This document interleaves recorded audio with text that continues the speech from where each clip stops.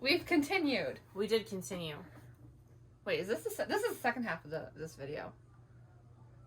No, is it? No. No? This is book 5. It doesn't even matter anymore. It literally does. In a literal sense, it does matter. We read this. We did read this. And twist, this is the best one so far. It is. It's my favorite. I gave it 4 stars. Which just makes it extra egregious when the show is definitely going to not do anything in here. I am so cheesed off at the idea of what they're... I hate Eloise in the show. Well, let's say the premise. Eloise, one of the Bridgertons, has been corresponding with a young widower named Gary. It's literally the title. It's right here. His name is Sir Gary. And she's been corresponding with him, and he's like, hey, my wife's dead, and I need a wife, and you seem cool. Why don't you come visit, and we'll see if, like, we want to get married. And she's like, cool. And then she doesn't tell him she's going to go see him, so she shows up. She finds out he's got 2 little kids, and they butt heads a little bit, and that's what it is. It's them, just them getting to know each other. And it was delightful. I really enjoyed it. I also liked it a lot. Here's my issue with Eloise from the show, is that she exists, sucks. her entire personality is just to appease the portion of their audience who, for some reason, came to a Regency rom-com. Looking for, like, contemporary values. Exactly. So, it's going to be annoying in the show because I don't think any of this is going to happen.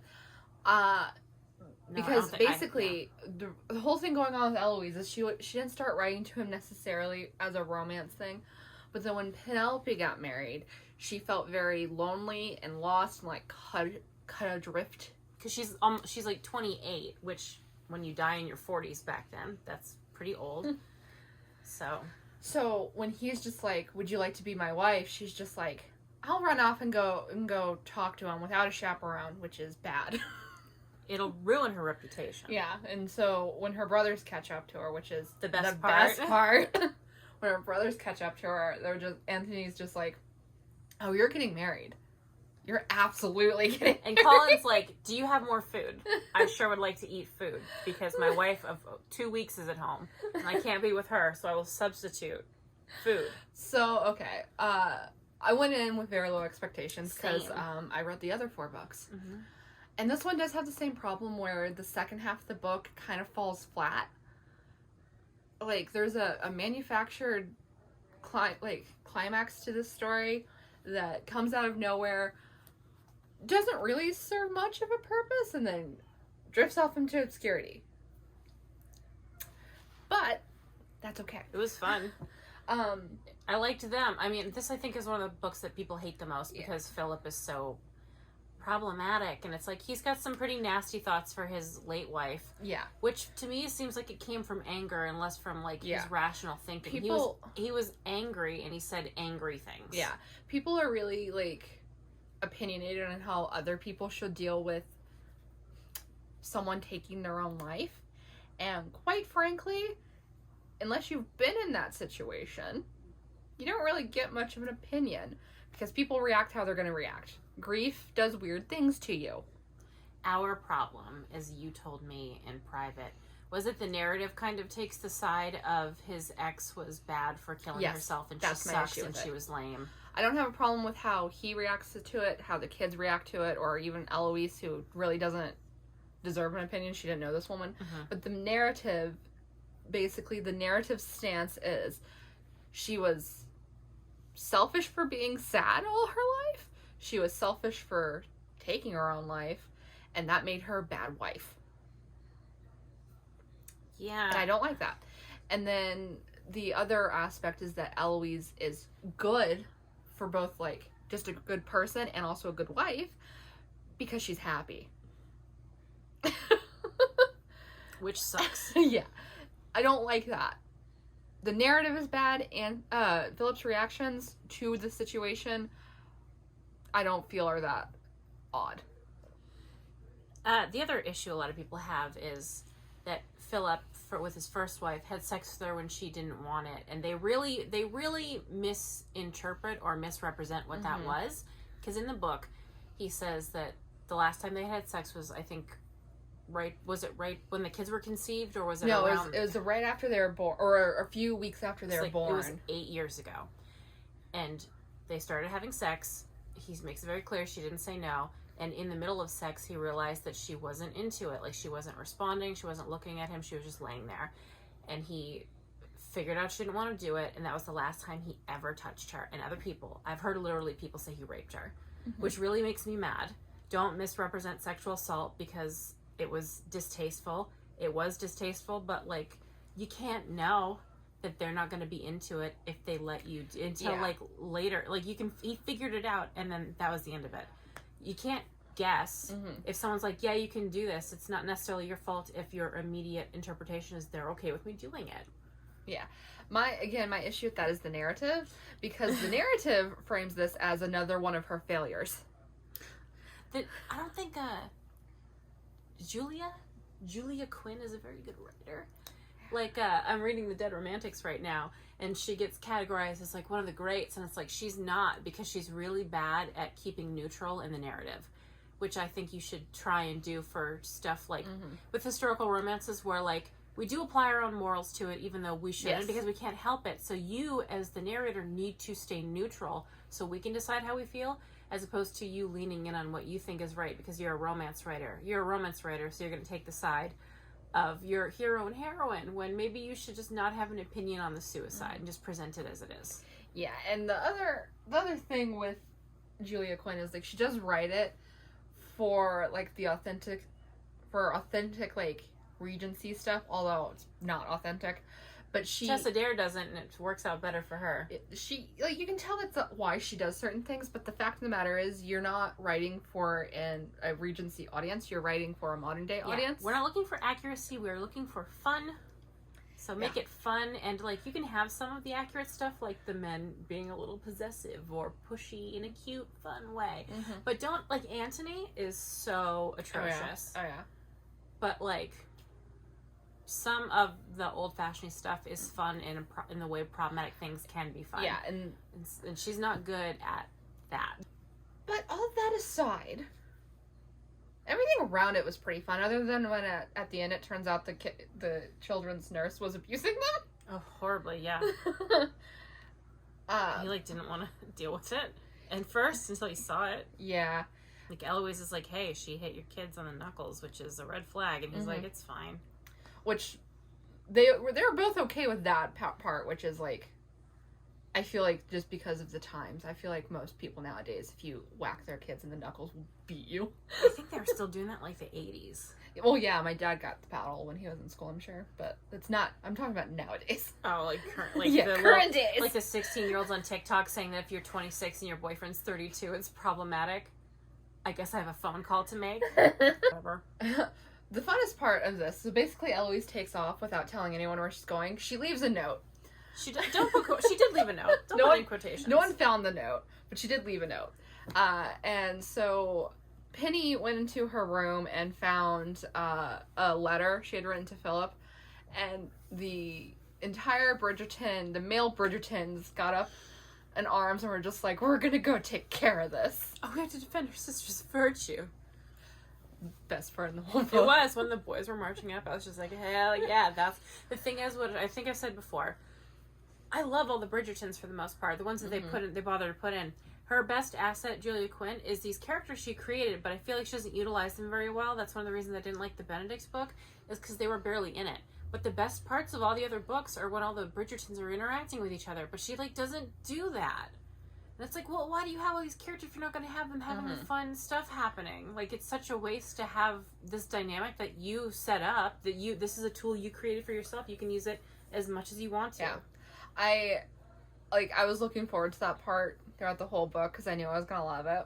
And my favorite part was actually after her brothers had beaten up Philip and Eloise is screaming at all of them, and she says to Gregory, who's her younger brother, is like, I didn't need your help when you were in nappies, and I don't need it now. So funny. Because Gregory, I think, is like 18 here or something. No, he's 22. Oh, he's in college. Yeah, he's something like that. But still excellently done. And then Anthony just being like, oh, you're gonna marry her and you're gonna marry him, no questions. And Philip was like, yeah, bro, that was the effing plan. And Eloise is like, yeah, that's why I'm here. And Anthony is just an idiot. And Colin's just hungry. Benedict's just there. Yeah. He's just vibing. He's like, you guys can come hang out at my house if you want. Yeah, Gregory punched Philip in the face. Yeah. Which I think is funny. And officially, we've seen more page time with Gregory than we have with Francesca, who is the next book. Or Hyacinth. No, Hyacinth had a lot in the last book. Did she? I don't remember. Yeah, so she I don't did. care. It doesn't matter to me. So, I don't know what she was thinking with Francesca, because I don't care about her choices were all weird. at all. Like, yeah, it's like she wasn't in the books, and then it's all of a sudden, oh, she's a widow. She got married, and her husband died after 2 years. And we didn't show you any of that, and we're not going to show you any of that. And by the way, like, okay. I think the time frame of when he died keeps changing from book to book. Oh, I don't know. Because I swore it was like less time than that. I have no idea, but it's like you didn't show any of her courting, you didn't show any of her marriage, and you didn't show his aftermath of death. She's just in Scotland, and it's like, okay, what are you doing? Like, do you just want to keep both of the characters a mystery till you introduce them? Because I prefer it with this stuff is we know one of the characters and we don't know the person they end up with because it's still like fresh, but we have enough investment in one of them to care. Yeah. That's why Black Dagger Brotherhood is perfect sometimes. I will say that this one, I feel like one of the reasons it was more fun is because neither of them was the resistance. Like, yeah, it was they all both just vibing each other. Yeah, they both wanted it to work out and were just trying to get to know each other. So neither of them, like, they had, like, he had a wall up just because of trauma from his first wife, which I feel is fine, but he was actively trying to overcome it throughout the book. So a lot of it was just fun. None of it was really frustrating. It had kind of the like safety cushion, for lack of a better term, of like how do you say it? Like a marriage of convenience, of like, well, we're here and this is the situation, so it is what it is. And it's just like, yeah, they're there to find out if they want to marry each other, so there's no pressure of like, what if they fall in love with someone else or whatever. Yeah. It's like, no, we're here for this. Yeah. So it's like, okay, they know they want to be a couple possibly, so it's not just like, am I having feelings for her? It's like, I hope I'm having feelings for her because I want to marry her. Yeah. There was nothing she could really do considering her time restraint or restrictions within the book, which still an 11-hour audiobook. But the one thing I wish is that there could have been like a little bit more of the battle between Eloise and the kids. Because that was fun. Yeah, because she got along with them pretty well. But then after the incident where they tripped her, it all stopped. Which, because they almost killed her. Which is understandable, but that could have been a little bit later. Yeah, I would have liked the kids more too, because like in that one Tessa Dare, the first one I ever read, which is the second book in the Duchess series, there was a ton of stuff with the kids. Mm-hmm. And that was the best stuff. Because like when you write kids well, it's always super fun. So I liked these little kids, and they weren't in a lot. It wasn't. It should have kind of been more about her deciding if she wants to be part of this family, as opposed to, do I want to be married to him? Because like it's not just him. You're also immediately going to be a mom, which is a big deal. And then every time I think about it, it's like they're not going to do any of this. No, in the show. No way in hell. Because Eloise is her little fake feminism, like, I want to read and travel, which means that I'm a feminist and I'm smarter than all my friends who are dumb enough to want something like to be in love or to have a family. The whole point of Eloise in the book is that she does want a husband and she does want a family and she does want kids. She's just not willing to settle for someone who doesn't love her. Which is fair. Yeah. And they're not going to do that in the show because Eloise in the show is just a little brat. Yeah, she thinks that you're stupid if you want to be in love and have a family. And it's like, I understand if you don't want to be in love or have a family, but to comment on someone else wanting it with like disgust. Like, I'll never forget her in season 1 with Daphne, who wanted to be married and wanted a family, and Eloise is like, you're really stupid and pathetic for wanting this. And like the narrative didn't treat her like she was wrong or even mean for doing it. It's like, you don't get to decide what other people should want because you don't. I don't care if you don't want kids. I don't care if you don't want to get married. But if you make a comment on how I feel about those things, I'm gonna break your teeth. You're not really a feminist if you don't support other women and how they want to live their lives when it doesn't affect your life, how they live theirs. Yeah, it's fake it feels like feminism written by a man in 1995. Like, genuinely, that's what Eloise feels like. Are there women in the writers' room of Bridgerton? There sure as hell aren't women directors, because I saw that sex scene in season 2 and a woman was not present for that choreography. Like, Jesus Christ. Let's do a bunch of build-up with hate to love and then a weird montagey sex scene for 1 minute that has, like, weird positions. Let's just do that for everyone's favorite couple in the whole series. Great. Neat.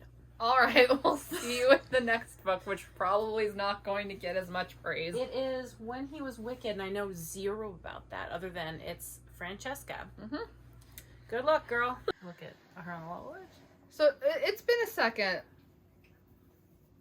Not as long as it took us to read the next Sandman volume, which is going to be the next video.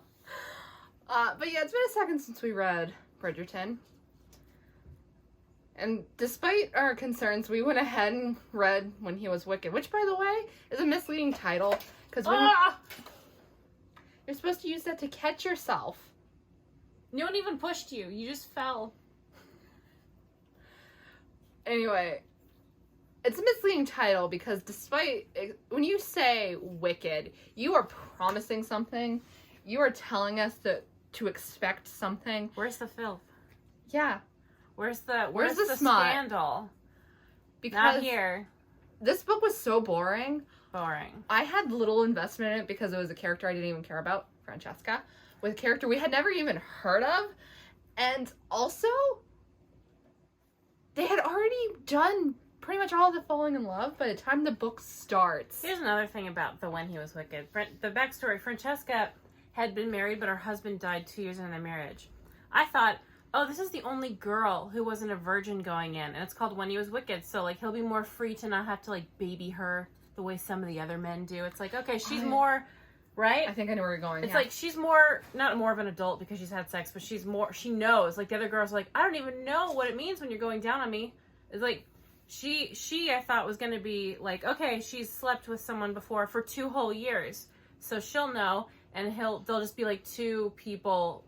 I hate saying grown adults because the other ones are grown adults too. Yeah. It'll just be 2 people who both know what it is, not having to tiptoe around, none of that virgin stuff. Yeah. But then it's just oh, her husband didn't go down on her. Yeah, even though he had a healthy sexual appetite in the beginning of the book when he was still in it, they were flirting and talking about how they're going to go have sex. Apparently they didn't do it all that often, and they barely did anything. And it's just what's the purpose of that? Yeah, at some point she goes down on, I don't even know his name. I finished this book yesterday and I can't remember his name.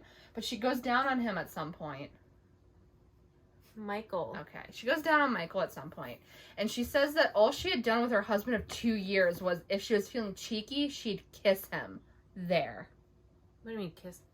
Kiss. Just kiss his penis? Yeah, I know, right? So she knew enough to be ha ha ha, I'll put my mouth there, but not enough to be maybe there's other things I can do.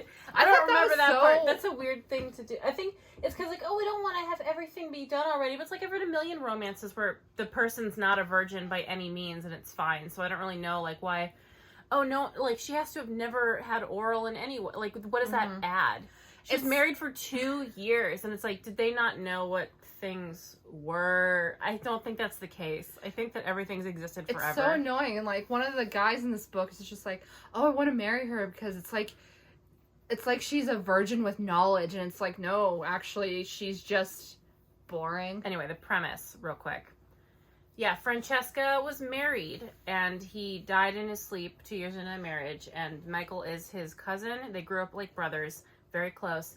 He fell in love with her 3 days before Michael and Francesca got married. And so he was watching their... Are you biting? She's chewing on me. So she was watching their marriage he was watching their marriage from afar, and then the husband died, and he got upset because he thought that Francesca wanted to replace her husband with him. And so he left for 4 years, which is stupid as hell. So yeah, at the beginning of this book, he's already in love with her. We missed all of that, which, she's not great at writing falling in love anyway. So it's, not that big of a deal, but still annoying. Still a big enough deal that I was bothered. But I've read books where they started out in love, too, and it's not the what's, it's the hows. It's she's not very good at following through. But I've read lots of books where one of the characters or both were already in love with each other, and it still gripped me. There were stakes. I've read books where they were in love and they've had sex and it was still good. Even though typically that's where I lose it. If they already slept together, the tension for me is gone.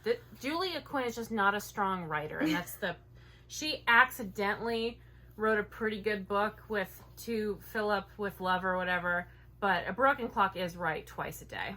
And she wrote 8 books here. I'm not surprised that one of them was fun. Yeah, and it's, like, also... So Francesca, we don't know anything about her going into this, so that already... Like, we don't know either of these characters, really, so it's really hard to get invested in their relationship. But then, to compound that, Francesca also opens up the book just like, I was never like any of my other siblings, except she fucking is. She's exactly like all of them. Eloise is the most unique, and she's not very unique. Not, like, I like Eloise a lot in the book, because she's just like, I want all these things that they want, but, like, in a different way, and that's fine. But yeah, Francesca, whatever. I don't like that for these last 3, she's, like, barely introducing the siblings. Like, Gregory popped up a little bit, so it's like, okay, I like Gregory, fine. The only good bit was when Colin showed up, because Colin shows up. Colin's so funny. Yeah, like, I understand why people like Colin in the books. I don't understand why people like Colin in the show. He's dry as hell in the show. Yeah, like, in the book, he, like, takes one look at Michael and completely reads him, and he's just like, you know, you could marry her. And Michael's just like, well, what? What do you mean? And Colin's just like, okay, I'm just saying, you can marry her. And he's like, what do you know? Are you getting married? And he's like, yeah, I am getting married. My girl's back home. I'm here for sandwiches. That's the only good beat in this book. And the weird thing is, in Colin and Penny's book, he's not... that charm was there. Yeah, he's only charming from outside his perspective. It's so weird. I feel bad saying that someone's just not a very strong writer, but Julia Quinn is just like... It's weird that she manages to make these fun characters, but then she, like, has no follow-through. Well, it's like, all the men are exactly the same. There is no nuance to the men. They are all beat for beat the exact same. Answer for your crimes. The only one who has any kind of, like, difference is Philip. Dax, leave him alone. Dax. Our unhaul pile is over here. Dax. And the cat is rubbing up on it. You're a demon. Dax, no. That's my garbage. But yeah, I was, like, halfway through this book and nothing had happened. I was so horrendously bored. I feel bad. It's like, why are we reading a series where we hate every book? I didn't want to do that. I didn't want to go in being like, we're going to trash. Yeah, I did not. I will never go into a series to do one of these with the intention of shredding them. I'm not like anti-negativity, because sometimes it's funny or fun, haha. But I don't want that. I don't want to be like, let's read the Twilight series to trash it. I want to have fun in my life. Yeah. So reading these, going in, I was hoping and thinking I was going to get something out of it. But now it's just miserable, and we're finishing because we should. Same with Sandman. I had wanted to read Sandman for years, and those are not good. Some people think they are. I don't know how. That's a story for another video. But, like, just know our intention was to like these books a lot. Yeah. I purchased physical copies of them because I thought I'd want to keep them. I would not have done that if I knew what was to come. Yeah. And then, like, the second half of this book is just them banging. Hello. Oh my goodness. Oh my god. And every sex scene is exactly the same. Her sex scenes aren't very good. I mean, I don't think most are, though. It's pretty rare. Yeah, I'm not the greatest person to ask that either. Not very titillating. Right, Lockley? Right? And, like, I wish I could sit here and tell you beat for beat things that happen, but my only real opinion is that it was boring. And, like, she did, again, she had the man get sick. It's happened, like, in 3 or 4 books that the man gets sick. Francesca has decided to throw herself back in the dating pool because she wants to have a baby. Yes. Which is fine. She wants to be a mother. She had no luck, really, with pregnancy with her husband. It turned out she was pregnant when her husband died, but then she quickly miscarried. And she wants a family, or she at least wants, like, she's okay having a husband she doesn't love very much because what she wants is the kids. And even though it would make perfect sense for Michael to just do, like, okay, well, we don't have to have him. I would have liked it better if it was like, well, let's just have a kid together, because at least that would have been interesting. But instead he did this, I won't be with you, but I'll watch you be with someone else, because that makes sense in my brain. Yeah. And then Colin's just like, you could marry her. And for some reason, that didn't occur to him until then. And then the rest of the book is him being like, actually, my cousin would have wanted this for us. Maybe he would have. And it's like, yeah, like, you're one of your best, like, she was his best friend. And it's like, if your best friend wants a baby, and you're in love with her, and you can make a baby with her, just do it. I'm talking to you in real life if this is the situation. If she's like, I'd like a baby, you have the equipment for that, and you're in love, just do it. Just go have babies. Just have 1 million babies. They're fun. So, is there anything else to talk about? Because I can't express to you how much nothing. I feel like I sang the praises of To Sir Philip with Love, and this I just don't have much to say because it's all just him being like, we can't be together because you were in love and married to my cousin, and for some reason, I mean, I get like, oh, that's a little messed up, I guess. If they were fooling around while they were married, that's one thing. They don't talk about it. Yeah, it's been 6 years, and like, stuff happens. It's messy. But if your husband dies and you marry his brother 5 years later, there's nothing wrong with that. Unless stuff was happening during the marriage. It's like, things change, things happen. That's life. What are you supposed to do? Just be unhappy forever? Because it would be weird that you married your cousin's widow, even though you're in love with each other. Mm-hmm. And you know each other really well. I'm just going to put this back on the shelf. So, yeah, like, I feel bad that I don't have more to say, but I just don't have a lot to say. This one was pretty uneventful. It was it was literally just the two of them dancing around each other. And then, oh my god, I guess we should maybe talk about him as a person because he is terrible. He sucks. They started sleeping together, and she's just like, no, we can't do this. And they were just like all this push and pull. And when she finally was like, okay, we could be together, he's like, well, then you have to be mine. If I want to tie you to the bed and leave you there until I get you pregnant, you have to let me. And she's like, okay. And it was a lot of stuff like that. It was a lot of, you have to do what I say. You have to belong to me. He didn't want, like, after she started giving in, he's like, no, actually, we won't do this because you still belong to my brother or my cousin in your heart. And it's like, she's always probably going to love him. And to be like, you need to belong to me. You can't, like, she was still grieving, and he was mad at her for still grieving, even though they were sleeping together, because his penis was supposed to cure her grief.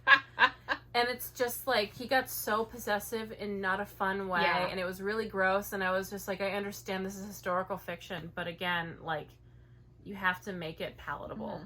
Like, can I go on a House of the Dragon tangent? The new episode leaked 2 days early, and I found out some stuff that happened in it. I'm very upset. Genuinely devastated. My favorite character, because the person writing this episode doesn't like him, had him do stuff that was wildly out of character and awful and absolutely did not match up with anything he's ever done in the show. And this guy cares a lot about his character, and he was talking about people justifying the things he's done and stuff. He's like, well, you have to view it through a historical lens. And I do agree with that sentiment for some things, but also you need to keep in mind, it is historical, but people in 2022 are watching and reading. Mm-hmm. So if you have a character say, I'm going to tie you to the bed and not let you get off of the bed until I get you pregnant, and you better be okay with it. That's not fun. That's gross. Yeah. I don't like it. He's disgusting. There's nothing charming about him. He edges out Anthony as the worst because Anthony did that same kind of garbage, and it's like, this isn't fun misogyny. Like, there's, like, obviously, we go off on the Black Dagger Brotherhood. We love it, and it's, like, slightly problematic, and they're possessive, but it's fun possessive. It's not like you want to tie me in the bed and leave me there till you get me pregnant. Gross. And I have to be cool with it. The characters in the Black Dagger Brotherhood would never do anything to hurt their mate, is the difference. Yeah, it's like, he is so selfish, and he's mad at her for grieving. It's like, she can grieve all she wants. He's gone. You're who's left. You're who she loves. She's also going to love him, but he's not competition with you. Yeah, and, like, so just let her deal with it. He left her in charge of, because, like, they have, what is he? Is he a duke? No, he's not a duke. He's nothing. He's I don't know. No, he is something because his cousin died. He left her in charge of all of his, like, business for 4 years, and then when he came back, he was just like, I'm in charge. It's like, bitch, you weren't running anything. He just took off, yeah. So, yeah. He's despicable. Those are our opinions on When He Was Wicked.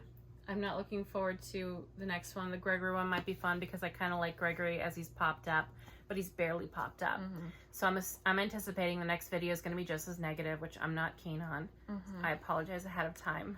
At least our Black Dagger Brotherhood ones are gushy. See you in the next video. I hope you liked this one. If you did, do all the good stuff. Yeah, do it because we deserve it for our suffering. Do it for Cujo. Do it for Cujo. Won't anyone think of Cujo? Do it for Buttercup, who isn't feeling well. Do it for